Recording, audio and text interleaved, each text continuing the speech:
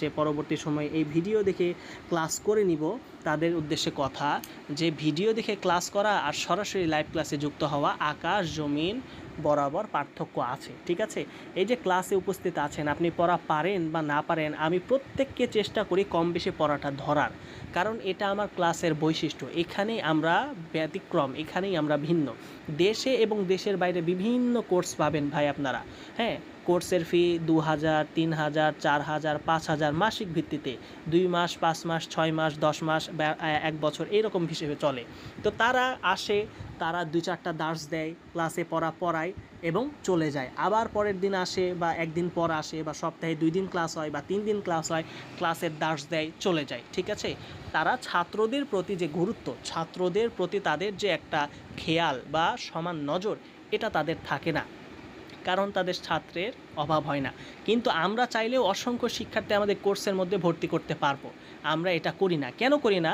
আমরা ছাত্র নেই কম, শিক্ষার্থী নেই কম, কিন্তু যাদেরকেই নেই তাদেরকে আমরা হাতে কলমে ধরে ধরে দক্ষতা অর্জন করিয়ে থাকি, যেটার বাস্তব প্রমাণ হয়তোবা আপনারা যারা প্রথম ক্লাস থেকে উপস্থিত আছেন আস্তে আস্তে বুঝতে পারবেন।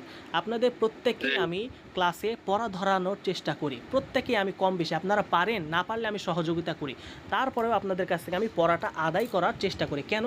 কারণ আপনি যদি পড়াটা আদায় করেন তাহলে পূর্ববর্তী যে পড়াগুলো সেটা আপনার জেহনে, আপনার মস্তিষ্কে গেঁথে থাকবে এবং পরবর্তী আজকে যে পড়াটা পড়াবো সেই পড়াটা আপনার বুঝতে অনেক সহায়তা হবে। ঠিক আছে, আমার ক্লাসে যদি 15 জন শিক্ষার্থী থাকে, আমি 15 জন শিক্ষার্থীকেই কম বেশি অল্প হোক বেশি হোক শিক্ষার্থীদেরকে পড়া ধরে থাকি, শিক্ষার্থীদের যেন ফায়দা হয়। কিন্তু আরও যত প্রতিষ্ঠান আছে সেগুলোতে দেখবেন, কোর্স করে দেখবেন, তারা কেউ আমাদের মতো হতে পারবে না। ইনশাআল্লাহ ইনশাআল্লাহ ইনশাআল্লাহ, এটা আমার চ্যালেঞ্জ, আপনারা মিলিয়ে দেখতে পারেন। ঠিক আছে, তো আমি চাই যে প্রত্যেকটা শিক্ষার্থী তারা নাহু সরফে কিছু শিখুক, নাহু সরফে দক্ষ হোক।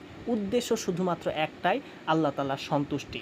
আমাদের কোর্সের মাধ্যমে নাহু সরফে কিছু শিখে তারা যেন আরও 10টা ছাত্রকে, আরও 20টা ছাত্রকে, আরও 100টা ছাত্রকে, শিক্ষার্থীকে কিছু শেখাতে পারে। ঠিক আছে, যেন এই শেখানোর যাত্রাটা আমাদের পরকালের পাথেয় হিসেবে থাকে এবং এর মাধ্যমে, এর ওসিলাতে যেন আল্লাহ তাআলা আমাদেরকে জান্নাত দেয়। শুধুমাত্র এই একটাই উদ্দেশ্য, এছাড়া আর কোনো উদ্দেশ্য নেই।